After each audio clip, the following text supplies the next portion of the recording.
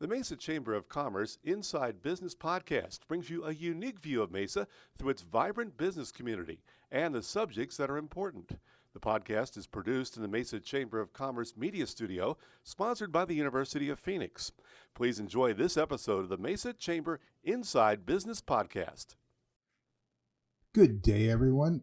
My name is Jeff Baer. I'm the Community Relations Coordinator at Copa Health, and this morning I'm here with my colleague, Norm Duvé, the Vice President of Community Relations at Copa Health, and we are here today to kick off Mental Health Awareness Month. And the Mesa Chamber of Commerce has graciously allowed us to use their podcast system to begin this great journey. So, that said, Norm, you have an opening statement? Yeah, I want to, tell everybody at the Chamber, Sally Harrison and the whole crew over here, that I appreciate them doing this. The Chamber has always been so supportive of all of our efforts, especially when it comes to suicide prevention and mental health awareness in general. So I'm just so glad to be here. Norm, why don't you start off by telling us a little bit about Copa Health's journey in Mental Health Awareness Month, how it began, and we'll obviously get into where it's going. Well, Copa Health has been around since 1957, but we just rebranded as Copa Health about 6 years ago. And at that time, we realized how much work we were doing in the community, and we tried to raise awareness. So we started having a campaign every May for Mental Health Awareness Month. We call it 31 Days of Healing. And we do all kinds of things that's been growing over the years. Every day we have a lot of social media things that we put out there, podcasts like this. We have a webinar that features many people that are involved in mental health awareness throughout the state, former NFL guys, doctors, psychiatrists, leaders of organizations. And starting in May, the first Wednesday in May, we will have one of those every Wednesday. It's at 5 p.m, and it's free to the public. It's just a wonderful thing to join. So you can always go to copahealth.org/resources to find out about that. So, Norm, tell us how the 31 Days of Healing came about and what they're actually designed to do. Well, actually, it's, threefold, I would say. First of all, Copa Health at its core is a service organization. We help people with all kinds of conditions that they have to deal with, whether it's developmental or intellectually delayed, people that are just struggling with general mental health or substance use, and of course, also people with serious mental illness. But secondly, we are advocates. We try to advocate for the people that we serve. We try to advocate for the people that are in the community suffering from conditions like schizophrenia or just general mental health, depression. And thirdly, we try to raise awareness. And I guess that's part of advocacy. We try to raise awareness of what's happening out there in the mental health community and resources that are available to people if they find that they need them. So, Norm, I know that when we started our journey together with Mental Health Awareness Month, it was kind of solo. It was just Copa Health. And now we're in a different world. Can you explain how that came about and what the overall goal is there? Well, Copa Health believes in collaboration with other organizations, whether it's other nonprofits dealing in the same space that we're in, whether it's nonprofits who are dealing in different spaces, organizations like the Chamber, for-profit businesses, hospitals, governmental organizations. And as we started to add more people into this mix, it just started to kind of balloon. We've got probably around 60 different organizations that we've dealt with over the last couple of years with Mental Health Awareness Month, our 31 Days of Healing campaign. We have so many more that have been involved in other efforts that we've had throughout the year, like our emergency preparedness event that we have every fall for vulnerable populations. And because of that, we've been seen as somewhat of a leader in this area. And it's just so nice because a lot of organizations don't have the capacity to put together this type of effort. But once they join up with us, they see that they've got the capability to get their voice out there, whether it's on social media, whether it's through conferences that they're attending, conferences that they're hosting, or just speaking to people in general so they can understand the needs that the most vulnerable in our population has. So not to put you on the spot here, Norm, but can you give us a few of the names of some of our collaborators in this? Yeah, so the Arizona Peer and Family Coalition is kicking it off April 14th, Monday, April 14th, a mental health Awareness Day down at the Capitol, Mental Health Day at the Capitol, where we try to affect some legislators. We've got a lot of different groups down there. In addition to the coalition, we've got NAMI, the National Alliance for Mental Illness. Christine Sabata from the local chapter here has just been fantastic as far as that goes. We've got people from Recovery Empowerment Network. We've got folks from Solari, Arizona Mad Moms, all kinds of different groups. It's just important to note that if you want to be involved, it doesn't take a lot of financial capabilities to be involved. You just have to get a hold of us and say, hey, I want to learn more about this, and we love having people come along. I believe for that event, there's probably around 30 different organizations, and we're expecting about 250 people down there this year. It's just a wonderfully organized event. So if you're interested, check out Mental Health Day at the Capitol, April 14th, Monday. You can also go to the Copa Health /resources, copahealth.org/resources page to learn more about that. Then we try to partner strategically with groups that have specific things that they're working on, whether it's folks that are focusing on teens, folks that are focusing on the younger population, groups that really focus on maybe helping out the homeless, folks that are helping out with the message about suicide prevention. And so many people just don't realize the resources are out there, and that's what COPA wants to do. We want to partner with enough organizations that nobody ever has a lost sort of way of being because they don't have the ability to find services. So are there any specific goals we're trying to achieve this year?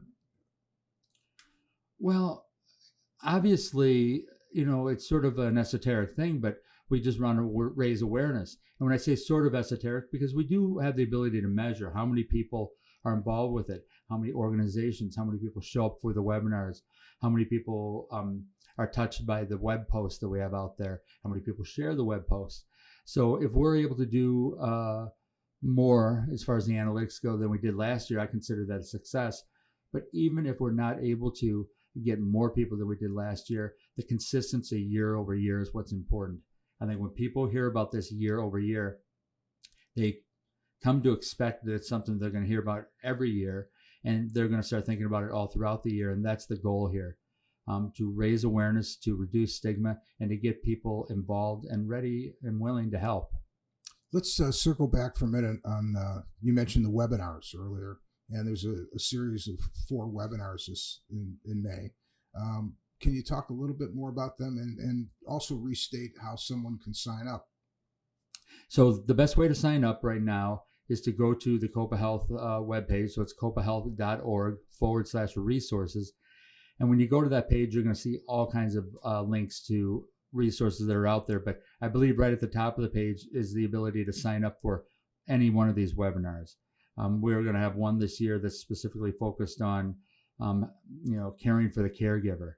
It's a very difficult thing when somebody is having to take care of a family member or somebody that they're close to, and they don't have the support that they need. And they have to worry about their own day-to-day lives. And part of that is the drain that it has on their mental health, what it can do to their mental health. It can really be something that's hard for people to deal with. So that's one that I really enjoy. We've got another one about navigating the mental health system here in Arizona. I believe Arizona is one of the best mental health care systems in the United States. And but navigating any system is not easy. So we've got some people coming on. They're going to especially talk about that. People that have been through it. So they've got a little bit of expertise, what people call subject matter expertise. And these are folks that I've known for many, many years, and I'm just so glad that they're involved. We've got different age groups. We've got young people who are in their teens all the way up to individuals that are in their 60s and 70s taking part in the webcast. So we're just so lucky to have these people, sign up and join the webinars this year. I just happen to have my notes in front of me here. So on May 7th, it's Stop the Stigma. On May the 14th, Navigating Through the Mental Health System. May the 21st, Empowering Each Other. And May the 28th is Caring for the Caregiver. And Mesa's own Mesa Chamber of Commerce's Sally Harrison will be on Stop the Stigma on May 7th.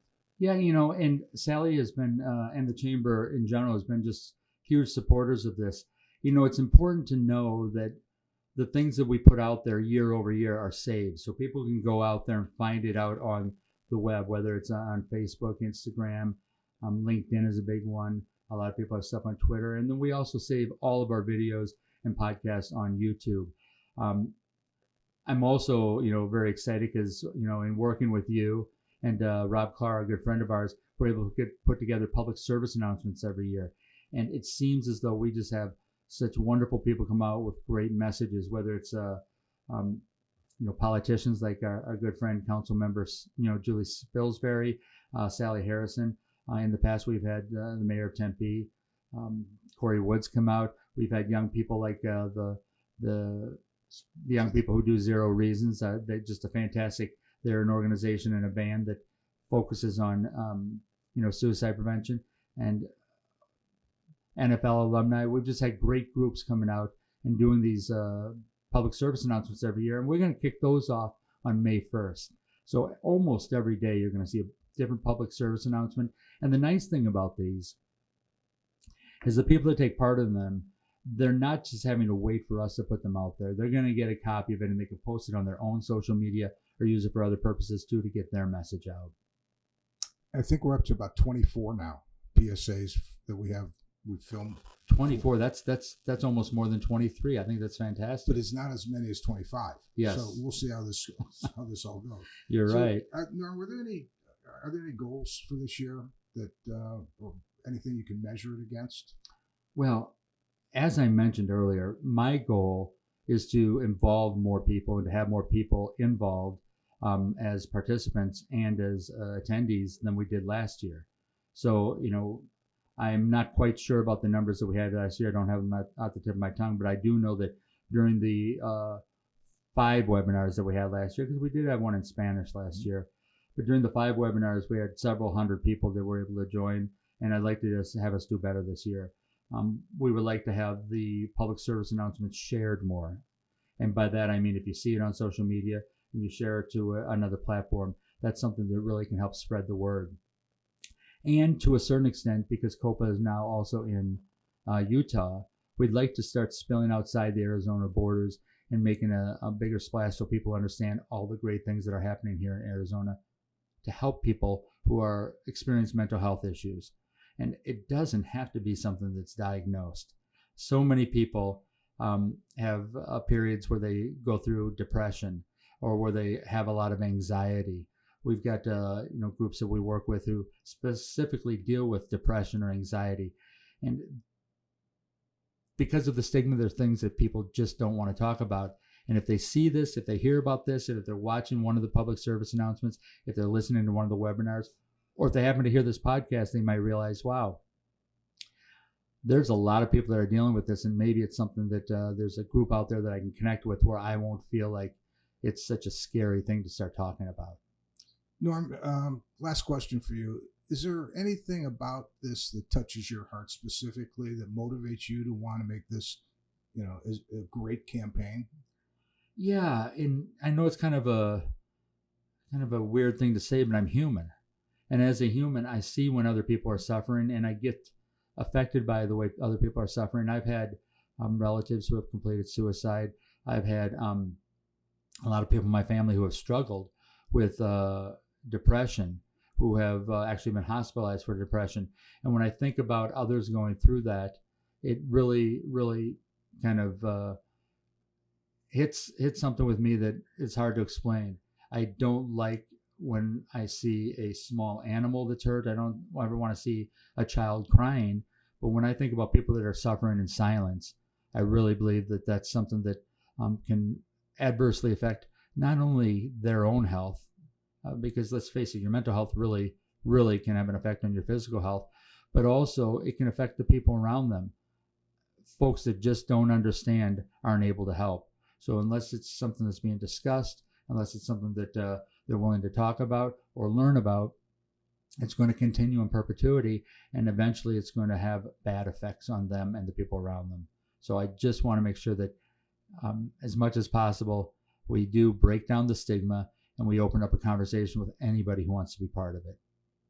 Norm, you're a great spokesperson for this. You're a great advocate for this. We're lucky to have you. And I'd like to thank, once again, the Mesa Chamber for hosting this. And we're looking forward to the next month of mental health awareness podcasts through the Chamber of Commerce. But for today, thanks so much, Norm. You're terrific. Oh, thank you, Jeff. I'm so glad I was able to be here.